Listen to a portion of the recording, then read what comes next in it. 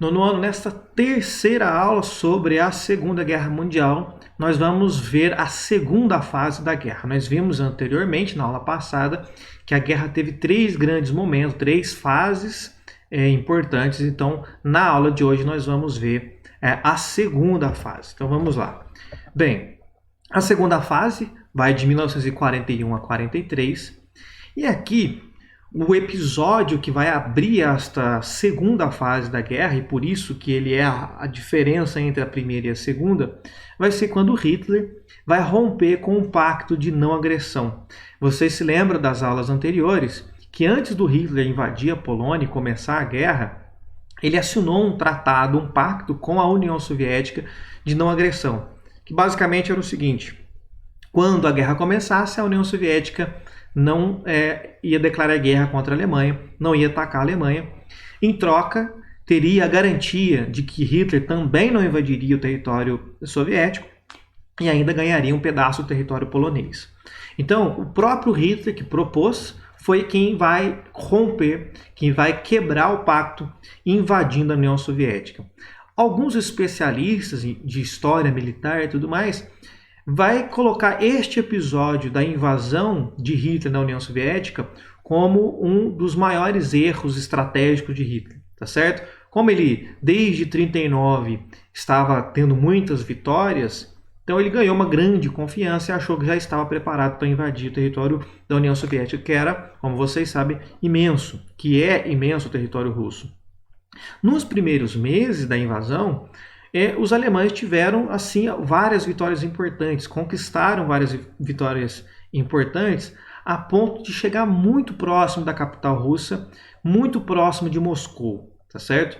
Mas, à medida que os alemães iam invadindo, os soviéticos estavam se preparando para contra-atacar. E aí foram fortalecendo o seu exército desde o início dos ataques, tá certo? Então, a invasão do território soviético foi muito eficiente inicialmente, até que chega, então, o inverno russo, o inverno rigoroso daquele território. E aí começou a castigar os alemães, que passaram, então, a ter uma série de derrotas. Só para vocês terem uma ideia, o inverno daquela região chega a ter 40 graus negativo, tá certo? E aí o principal problema para os alemães vai ser a dificuldade para abastecer as tropas, levar alimentos, levar roupa, levar armamentos, levar munição, principalmente roupas e calçados que eram adequados para o clima tão rigoroso. Então, em muitos lugares não chegava a uniformes que são próprios para o clima rigoroso, e o soldado ficava ali desamparado, certo? Então não chegava comida, não chegava alimento e assim por diante. E uma outra questão importante é o seguinte: como vocês viram, a dificuldade é de levar aquilo que a tropa precisa, de abastecimento da tropa. Então, qual que era a tática que se usa na guerra, gente? É o seguinte: quando você invade um novo território, você procura naquele mesmo território os suprimentos necessários para a tropa. Então, quando invadem um território, pega dele mesmo o alimento, tudo aquilo que eles precisam, principalmente alimento e água, para poder abastecer a tropa. Mas os soviéticos, muito espertos, repetiram uma estratégia, inclusive, que eles já tinham utilizado lá com Napoleão Bonaparte. Então, quando eles perceberam que os alemães estavam chegando, eles começaram um processo de recuo. Então, eles iam recuando para não ter que enfrentar os alemães. Só que, ao recuar, eles destruíam tudo aquilo que estava no seu próprio território que poderia servir de suprimento para os alemães. Então, o que eles faziam? Destruíam plantações, eles contaminavam águas potáveis, destruíam estradas, destruíam pontes. Então, à medida que eles iam recuando, eles iam devastando esse território para que, quando os alemães chegassem, não encontrassem suprimento e ainda encontrassem dificuldades. Chegava no lugar, a ponte destruída, então teriam que criar um mecanismo para atravessar a ponte destruída. Não tem comida, porque a plantação foi destruída, foi levada embora e assim por diante, tá certo? Então, isto obriga os alemães a pegar esse suprimento de uma região muito distante, que aí, por estar muito distante, aliada ao inverno rigoroso, não chega onde até a tropa estava. Então deixava os alemães sem infraestrutura, sem alimentos, sem água potável e assim por diante. Os alemães mal abastecidos de roupa, de alimentos e de armas vão ficar então com seus soldados bastante enfraquecidos. Como os soviéticos estão mais adaptados para as condições climáticas daquela região, agora a situação começa a se inverter. Os soviéticos se fortalecem, os alemães se enfraquecem. Mas, ainda nessa segunda fase, já no começo dela, em 1941, um outro episódio importante vai mudar o rumo da guerra, que vai ser o ataque japonês a Pearl Harbor, no Havaí, uma base dos Estados Unidos na região do Havaí chamada de Pearl Harbor. O motivo desse ataque é porque os Estados Unidos e os japoneses tinham ideias expansionistas e desejavam dominar uma mesma região lá no Pacífico.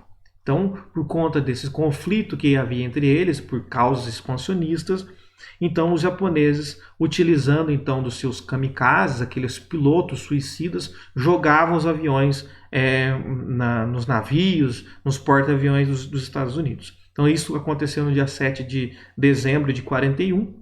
Os aviões japoneses então bombardearam Pearl Harbor com uma grande destruição, destruiu a base militar de Pearl Harbor, deixando aí um grande número de mortos.